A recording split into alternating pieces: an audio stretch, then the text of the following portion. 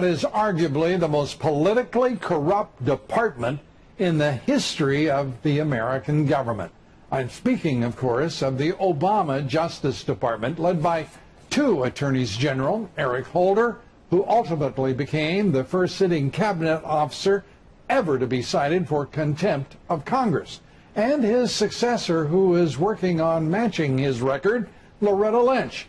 She, according to the fired director of the FBI, obstructed justice in ordering James Comey to refer to the Clinton email investigation as a matter rather than an investigation, for the purpose of allowing the Clinton campaign to deny the Democratic nominee was under federal investigation.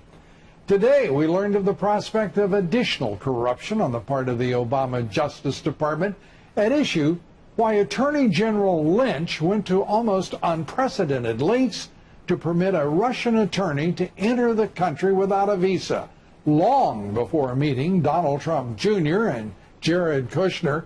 Not the first scandal to plague that agency, of course. This meeting took place on June 9th of last year. But it is unclear now not only why A.G. Lynch would have given her an extraordinary waiver of U.S. immigration laws, but how that Russian attorney could have been in the country some 5 months after the expiration of that so-called immigration parole waiver. The Senate Judiciary Committee is now investigating Lynch's efforts to protect Hillary Clinton, and the role of not only A.G. Lynch, but the fired FBI director as well. There is much to learn about the collusion between the Russian attorney and the Obama administration. But the political motivations of the Obama Department of Justice are readily recognized. It is all about partisan politics. In fact, of the more than $400,000 in donations to Clinton and Trump during the election from DOJ employees, 97% of their money went to Hillary Clinton.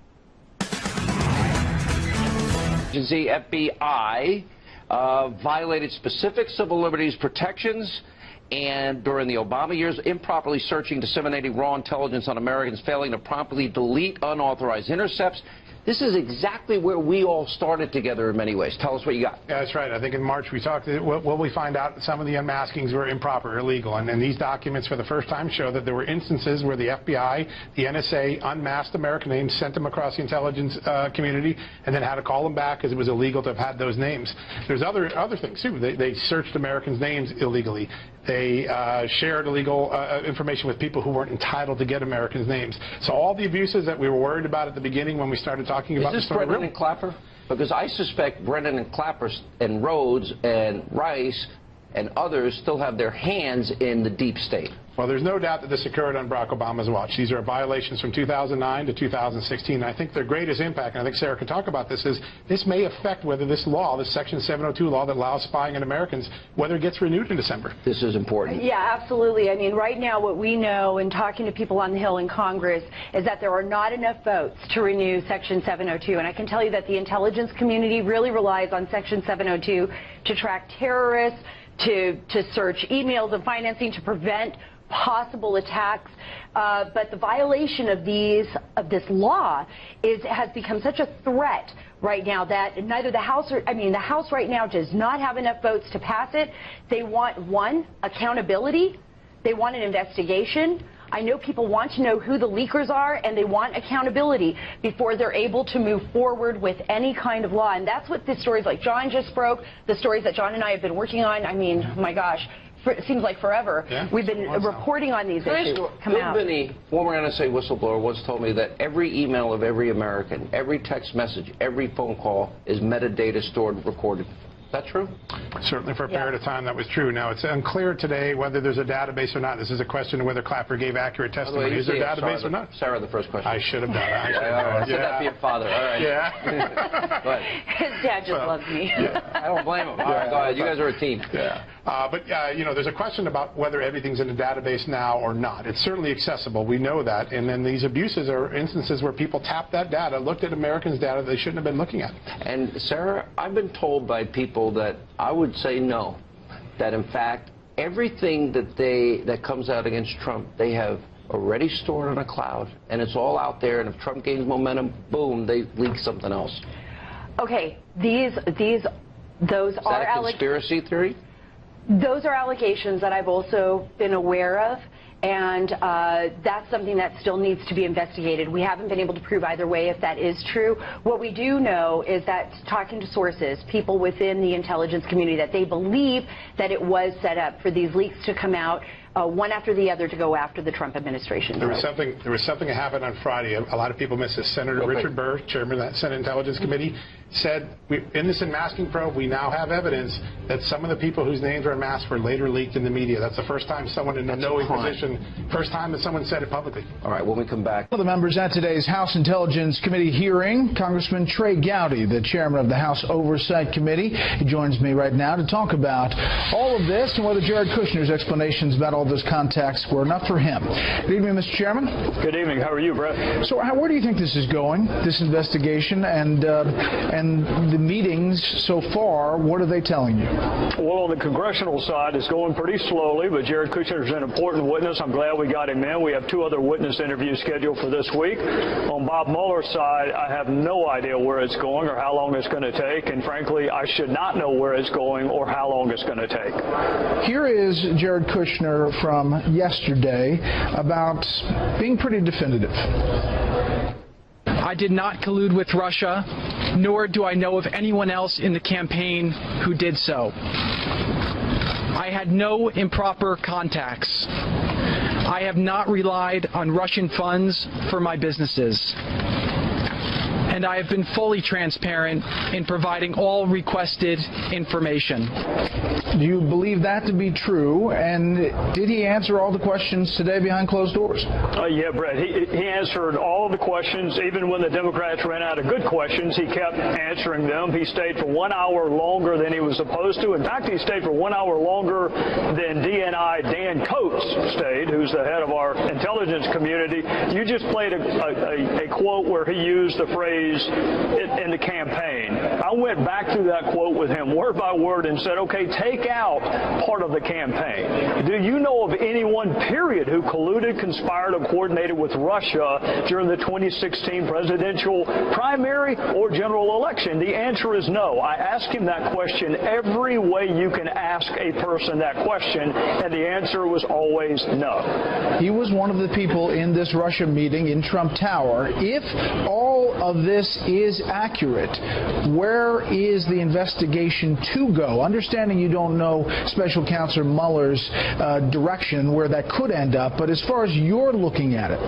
Well, there's a universe of witnesses we have to talk to. You just mentioned the June 2016 meeting. Donald Trump Jr. would be someone we wanted to talk to. Paul Manafort would be someone we needed to talk to. Roger Stone. But as it relates to Jared Kushner, who was involved in many different facets of the campaign, I could not have asked him more unequivocally, did you collude, conspire, confederate, coordinate anything with Russia or any other foreign actor? And the answer was no at every different level. Under oath, he was also quizzed by the Democrats for the exact same amount of time. The answer never changed. He was as definitive as you can possibly be in answering that question in the negative. All right, I want to turn to now what the president has been saying about the Attorney General Jeff Sessions. We just played some sound from that and his tweets, obviously. Your thoughts on this and a president and an attorney general that obviously doesn't have the confidence of the president? Well, Brett, it's sad for me on a number of levels. Having worked in the Justice Department, I view that job differently from other government jobs, other cabinet-level jobs. I don't think personnel decisions are usually well resolved over Twitter. I think the president's frustration was not the recusal. I hope it wasn't, because I don't think Attorney General Sessions had a choice but to recuse himself. If the president's going to be frustrated, he should be frustrated by what led up to the recusal, which was Senator Sessions Sessions had a faulty memory. I think that's what led him to have to recuse himself. The recusal itself was appropriate. His failure to recall meetings with the Russian ambassador is what led him to that point. And if the president's frustrated about that, I understand his frustration, but you work all that out during the interview process, not after you get the job. But if you're Attorney General and you're reading and hearing all of this, are you resigning? Well, you should immediately leave any country where I was the Attorney General. I would not stay if my employer had lost confidence in me. But on the other hand, Attorney General Sessions may believe that he is doing the job the way he is supposed to. He doesn't work for the president. He works for a blindfolded woman holding a set of scales. So he's got to make that call. It's a very difficult circumstance. And again, I view that job differently than I do Secretary of Commerce, Secretary of Agriculture. It is heartbreaking to me as a former DOJ employee to see public squabbling between the commander-in-chief and the nation's top law enforcement officer. Do you think that this will be resolved, all of these investigations, anytime soon? I hope so, Brett. We are, we'll do 3 interviews this week. Part of that depends upon the pace with which the Democrats on the House side act. And based on what I heard this morning, which was cramming 5 minutes of questioning into 3 hours, they benefit from this lasting as long as possible. Those with California Senate ambitions and others benefit from this lasting as long as possible. So at some point, I hope our leaders on our side will say, we're going to march forward with or without you. And again, Bob Mueller, which I think is what most people are waiting on, I hope they're not waiting on Congress to unlock the mysteries of the world. I hope they're waiting on Bob Mueller. I don't have any idea how long that's going to take. Last thing, put your health care hat on. The Senate moves forward with the motion to proceed. They're now amending the bill. If the Senate finally gets to something that they're going to pass and they go to conference committee, are you confident that you all can get something through? I am. That's a lot of ifs. And that might be the 7th sign of the apocalypse if all that happened. But yes, I think that we can pass something if the Senate is able to do so. All right. Mr. Chairman, thanks for the time. Yes, sir. Thank you. All right, during tonight's massive rally in Ohio, President Trump issued an urgent call pushing Congress to finally get rid of Obamacare and to replace it with something that actually works for you, the American people. It's time for these guys in the swamp, in the sewer here in D.C. to get to work. Take a look. We're now one step closer to liberating our citizens from this Obamacare nightmare and delivering great health care for the American people. We're going to do that, too. The Senate is working not only to repeal Obamacare, but to deliver great health care for the American people. Any senator who votes against repeal and replace is telling America that they are fine with the Obamacare nightmare, and I predict they'll have a lot of problems. I predict he's right, but repealing and replacing Obamacare is not the only urgent task on the president's agenda. Now listen to the president earlier tonight reassuring the American people that building the wall on our southern border is not just an empty campaign promise. Watch this. After spending billions of dollars defending other nations' borders, we are finally defending our borders. Don't even think about it. We will build the wall. Don't even think about it. I watch the media as they say, well, he just had some fun during the campaign on the wall. That wasn't fun, folks. We're building that wall, and walls do work, and we're going to have great people come into our country, but we're not going to put ourselves through the problems that we've had for so many years. Is Congress listening? Now, the president also promised to drive out violent cartel-linked gangs and to put an end, finally, to sanctuary cities once and for all. Take a listen. The predators and criminal aliens who poison our communities with drugs and prey on innocent young people, these beautiful, beautiful, innocent young people, will find no safe haven anywhere in our country. And that is why my administration is launching a nationwide crackdown on sanctuary cities.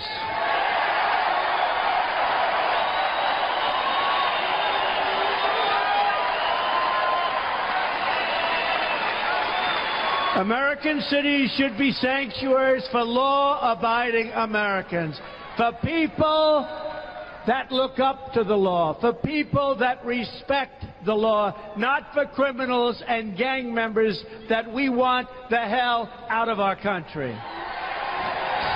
Now, the president also spoke about lowering taxes in tonight's speech. Please, lower taxes. Please, stop burdening us. Watch this. My administration is working every single day to heed and honor the will of the voters. That includes working on one of the biggest tax cuts in American history. And actually, if I get what I want, it will be the single biggest tax cut in American history. We have the highest taxes anywhere in the world, and this will really bring them down to one of the lowest. And we really have no choice. We will have growth. We will have everything that we've dreamed of having. It's time to let Americans keep more of their own money. It's time to bring new companies to our shores and to create a new era of growth, prosperity, and wealth. What a great idea. Let's get Americans back to work, back in the labor force, and, of course, out of poverty and off of food stamps. Republicans, what do you stand for? Now, the president's rally didn't just include plans for the future. He also touted a long list of accomplishments. Now, despite what the left-wing mainstream establishment media is reporting, well, the president, he's been very busy the last 6 months working on trying to push through his bold agenda, despite pretty much zero help from any Democrats and, frankly, weak Republicans.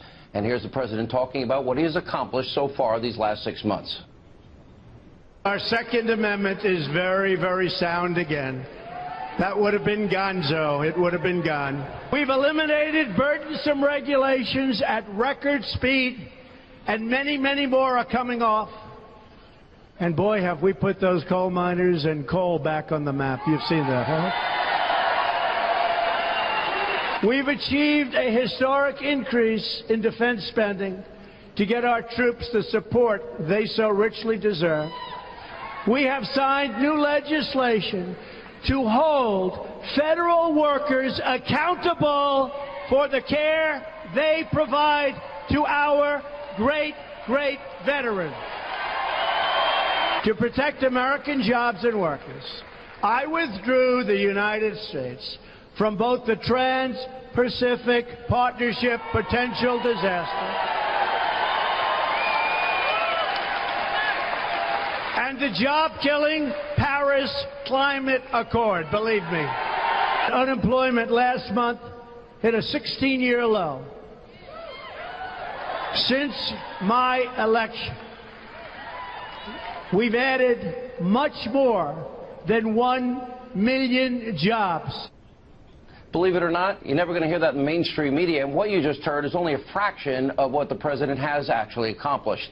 Also tonight, in true Trump fashion, the president fought back against his critics. The best part of the speech. Watch this. Sometimes they say he doesn't act presidential.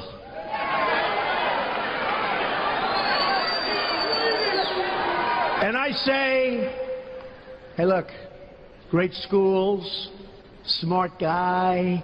It's so easy to act presidential, but that's not going to get it done. In fact, I said, it's much easier, by the way, to act presidential than what we're doing here tonight. Believe me. And I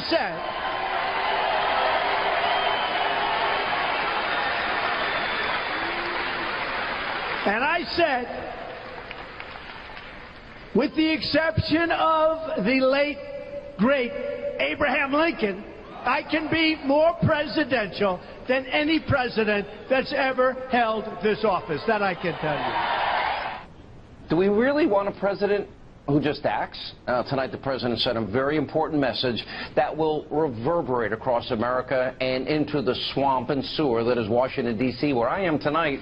And the president's not going to sit idly by and watch Congress fumble his agenda. He's going to take his message again and again directly to you, the American people. It's time to put pressure on lawmakers to finally do their job and get something done. So unlike the rest of the Destroy Trump media, we on this program, we have been covering these scandals because you, the American people, you deserve answers. Now, right now, in this country, sadly, there's a two-tier justice system, and the law is not equally applied to everyone. So tonight, the country needs to make a choice. Do we actually ignore crimes, evidence of wrongdoing, or do we pursue the truth, investigate all of these things fully? Now, the Destroy Trump media, some of the Washington political elite, they are apoplectic about the president criticizing his attorney general, Jeff Sessions, who's a good man, by the way. Here's what the president said earlier today at the White House. I am disappointed in the attorney general. He should not have recused himself almost immediately after he took office. And if he was going to recuse himself, he should have told me prior to taking office, and I would have quite simply picked somebody else. So I think that's a bad thing, not for the president, but for the presidency. I think it's unfair to the presidency, and that's the way I feel. Now, I agree with the president on recusal, and the AG, though, has been doing a very good job implementing the president's agenda, like on the border. There are some things I would like to see our FBI, our Justice Department looking into, stories that you won't see in the establishment media. We start with the arrest, have you heard about this, earlier today, of Congresswoman Debbie Wasserman Schultz's IT staffer who was trying to flee this country. The Daily Caller reported earlier this week the FBI found smashed hard drives, sound familiar, at his home. The staffer has now been charged with bank fraud for allegedly double billing House Democrats for computer equipment, and there's also concern about possible email hacking. And now, after months of stonewalling and threatening U.S. Capitol Police, well, Debbie Wasserman Schultz, well, now apparently is finally willing to cooperate with investigators. Let's see, smash hard drives, not working with federal authorities. What are the Democrats trying to hide here? What does Debbie Wasserman Schultz want you, the American people, not to know here when it comes to smash hard drives, not working with authorities? It's hard not to notice a very similar pattern with a lot of Democrats regarding these matters. Remember Hillary Clinton? Okay, I don't know anybody in the Trump campaign or the Trump administration that deleted 33,000 emails, and just to make sure they used acid wash or bleach bit to get rid of them. Or her aides smashing mobile devices with a hammer into smithereens. And then Clinton's lawyer giving back the FBI BlackBerries, but they took out the SIM cards, rendering them meaningless. And, of course, we know Hillary mishandled secret, top secret, special access program information, classified information, by having a private email server, which was hacked by up to 5 foreign intelligence agencies. Now, if anyone besides Hillary Clinton or Debbie Wasserman Schultz, if you did any of that, in the case of Hillary, you would be in jail tonight begging me to bring you a cake with a file. These are prosecutable crimes, but it's just the beginning of what needs to be done by the FBI and by the Justice Department when it comes to the Clintons. If we're not going to have a two-tier justice system, there is real Russia collusion, a real scandal, Uranium One. Are they going to investigate this at the Justice Department, at the FBI? Remember Clinton serving Secretary of State? She signed off 20% of America's uranium to Vladimir Putin and the Russians. That's the foundational material to nuclear weapons. All while people ended up, giving donations of up to $145 million or more to the Clinton Foundation. And then top it all off, during the same time, Bill Clinton doubled his speaking fees in Moscow. That sounds an awful lot like bribery, quid pro quo, pay to play. Now, the next thing. Is the issue of possible Ukrainian election collusion ever going to be investigated? This story broke in Politico in January. The scandal involves a one-time DNC operative, Ukrainian government officials. Wow, that sounds like collusion. Working during the campaign. Well, these disseminating false information. They wanted to defeat and hurt Donald Trump. Now this DNC operative, finally 6 months later, she denies any wrongdoing. Senator Chuck Grassley, he's not buying it, of Iowa. He's asking questions. He's writing a letter to the Department of Justice about a possible Foreign Agents Registration Act violation. Oh, you mean this works in reverse? It's not just Republicans going after the Trump administration? We're going to have equal justice under the law? And on top of that, there's also former Obama Attorney General Loretta Lynch potentially obstructing justice. Former FBI Director James Comey recently testified that Lynch pressured him to call the investigation into Hillary Clinton's email server a matter instead of what it really was, an investigation. Then there's Lynch's 40-minute tarmac meeting with Bill Clinton just days before Comey's announcement about Clinton. Now, there's some good news on this issue. We now finally have a group of Republican lawmakers that do believe in equal justice under the law. Jim Jordan and others are calling for Lynch to be investigated.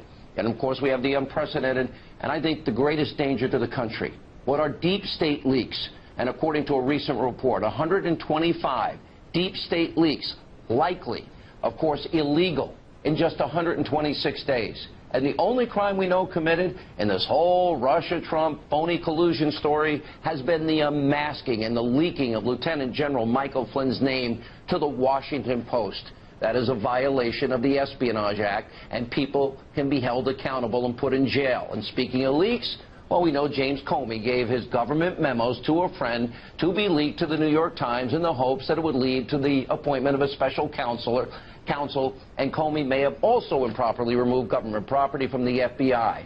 And then the political witch hunt that is led by Comey's buddy, special counsel Robert Mueller. Mueller has massive conflicts of interest. He's best friends with Comey, a key witness. Oh, that might even be against the law. We'll find out. Mueller, just one day before being named special counsel, guess what? He interviewed with President Trump for the FBI job.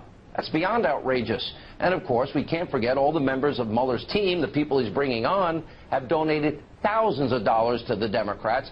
Oh, and we can't forget even hiring Hillary Clinton's attorney on the Clinton Foundation.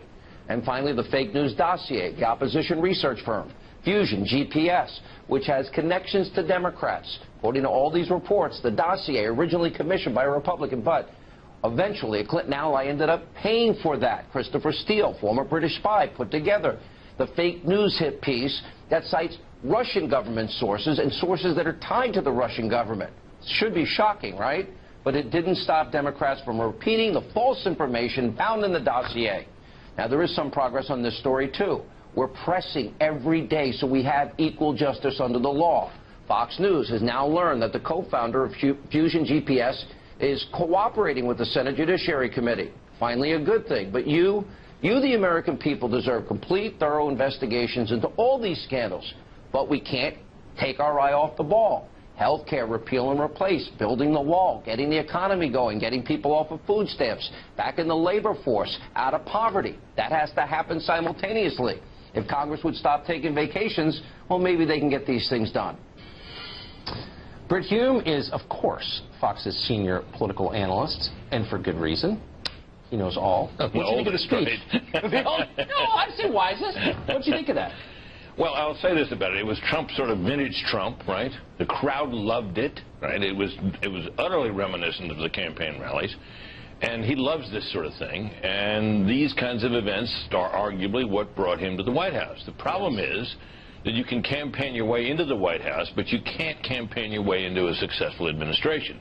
So I have no objection to his going out and having these rallies, and perhaps he can find a way to have them in places where, you know, as West Virginia might have, where he might have gotten a favorable vote from Shelley Moore Capito, senator from West Virginia, by appearing with her and the rest of it. But, you know, broadly speaking, I think the things that beset his administration at the moment cannot quite be solved by going out and campaigning. Well, the irony is, listening to that speech, which I really enjoyed, and I agreed with it, for whatever it's worth, and it sounded very much like a campaign speech, the one person in his administration I'm aware of who actually agrees with all that, I know many who don't, many. But the one who does is Jeff Sessions, who's also the one under fire today. I wonder if this is a message that agenda is, you know, no longer operative. I don't think so. I think the president has a peculiar concept of what the Attorney General's job is. He seems to think the Attorney General is some kind of goalie for him to protect him from, you know, whatever may come his way from forces that he finds inimical to him. That's not the job of the Attorney General. It isn't. And the Attorney General's job has always been a little apart from other cabinet jobs. The Attorney General has to be the man who enforces the nation's laws involving everybody, including the president. Right. And a strong Attorney General helps the president by, you know, doing that job well, and at times when required, giving the president advice as to how he, the president, should stay out of trouble. The president, this whole recusal argument that the president makes, that he should have let him know he was going to do it, well, maybe a couple of days ahead of time, maybe he should have. But the circumstances that gave rise to his recusal hadn't really come about. They had not at the time when the president appointed him.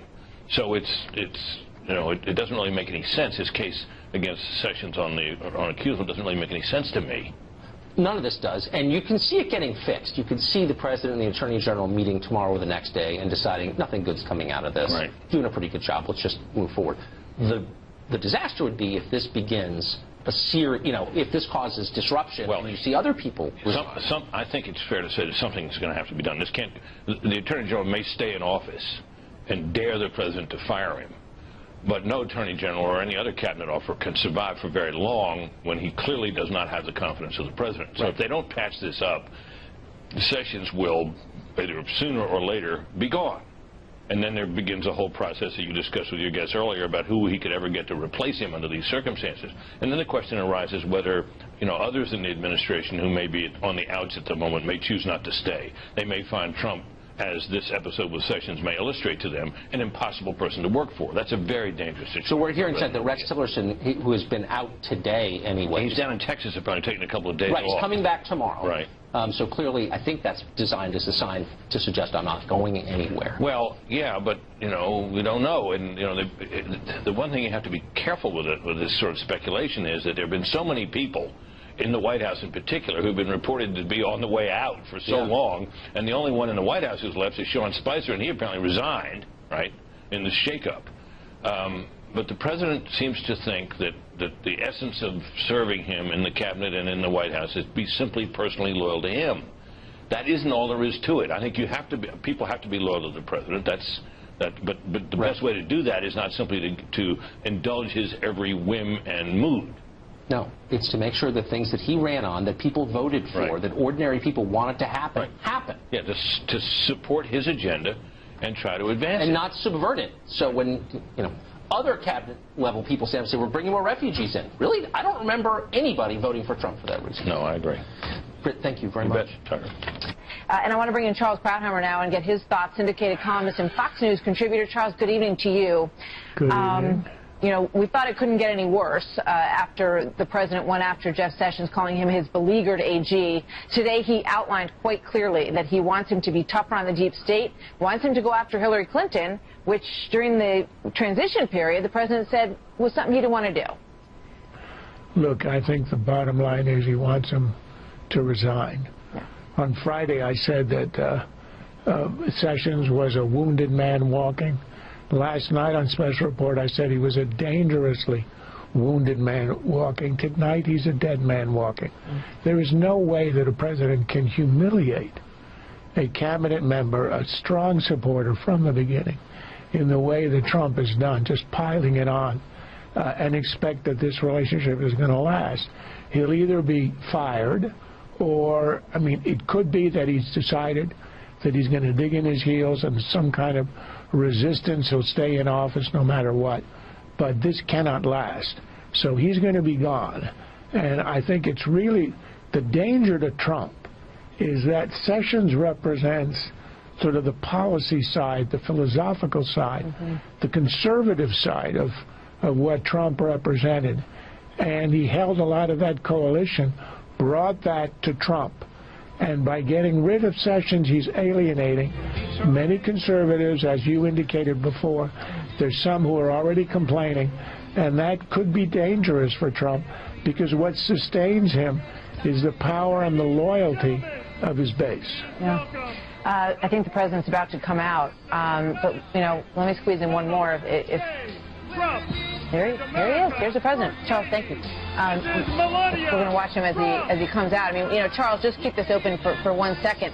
When you look at President Trump, it appears that who he really wants to get rid of is Robert Mueller. And sort of the chain of people that lead to Mueller, and he blames Sessions for stepping aside and provoking that in the first place, and certainly Comey as well. If that's the grand strategy, this is about as clumsy a way, a self-destructive a way of executing that strategy as is imaginable. And I think we will see that play out. Do you think that Jeff Sessions, as you say, he can either dig in his heels or he can say, Uncle, I've had enough of being publicly humiliated on a daily basis, but we know he loves the job. He said, I never dreamed that I would be in this position, as a kid growing up. This is an emotional thing for him, and you've got a lot of the president's closest confidants really saying that this would be a big mistake for him. It's a terrible mistake. And for Sessions, remember this, it isn't just that he loved the AG job. He lost his Senate seat. And at his age, really, his career is over. So instead of ascending to the dream job that he thought he would get by throwing in his lot with Trump at a point where nobody was with Trump, this is a disaster for him personally, which is why I think he'll dig in his heels. But in the end, and it's not going to take that long, in the end, you cannot sustain a position in a cabinet when the president is humiliating you daily. It's got to end, and it'll end soon. Charles, thank you. This is a Fox News alert. A short time ago, President Trump pumped up supporters at his Make America Great Again rally in Ohio. This comes on the heels of a crucial victory on Capitol Hill, where the Senate voted to start debating Republican legislation to repeal and replace Obamacare. It was close. 51-50, with Vice President Mike Pence casting the breaking vote. The president praised today's progress in the Senate at his Buckeye State event. Only a few hours ago, the Senate approved a vote to begin debating the repealing and replacing the Obamacare disaster. We're now one step closer to liberating our citizens from this Obamacare nightmare